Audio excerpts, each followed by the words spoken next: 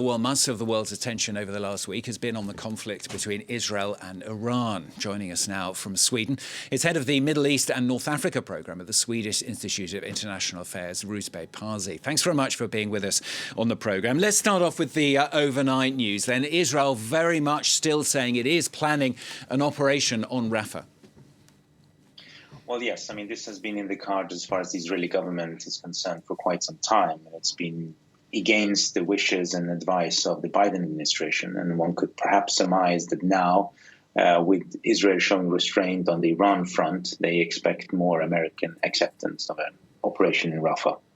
And you talked about restraint between Israel and Iran. I mean, do you think that the situation there is now over, at least for now?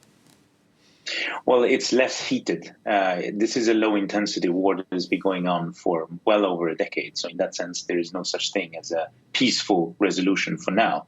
But it is less of staring into the abyss than it was in the last couple of days. It's very fragile, though, isn't it? I mean, anything could set it off again, would you say?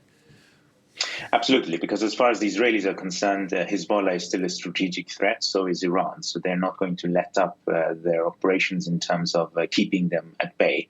And the Iranians, of course, have to decide now where their pain threshold is in terms of how many attacks on Hezbollah can they tolerate before they feel that they need to retaliate. And do you think Iran may decide it has to retaliate at all if there's any kind of attack on Rafah? No, we should be clear on the fact that the Iranians only look after themselves. They, of course, like everyone else, has an interest and a use and abuse on what's happening in Gaza, but they're not going to get themselves into a direct confrontation again with Israel over what's happening in Gaza. I mean, there have been a lot of commentators, haven't there, saying the last thing that Iran wants or needs at the moment is a war with Israel. It's got enough problems at home.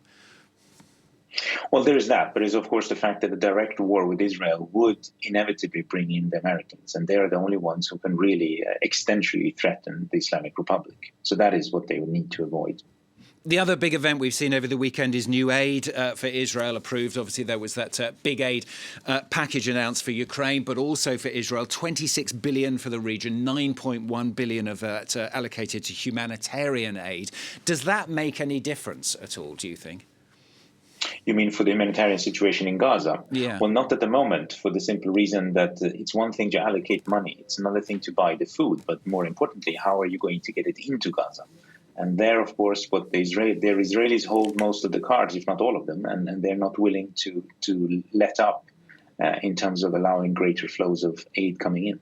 So you don't think that the US will be able to persuade Israel that it needs to ensure that that aid does get through? They've been trying, haven't they? Well, they've been trying, but I mean, we also have to remember that the Americans have levers that they have not yet used, and there is a new problem on the horizon for them in the sense that they're at least signaling that they want to sanction an elite crack unit of the Israeli Defense Force, which is infamous for its abuses of prisoners, and that has riled up the political elite and the military elite in Israel. So there are other issues as well on the table. Rouzbeh Parsi, thanks very much for joining us on the programme today, head of the Middle East and North Africa programme at the Swedish Institute of International Affairs.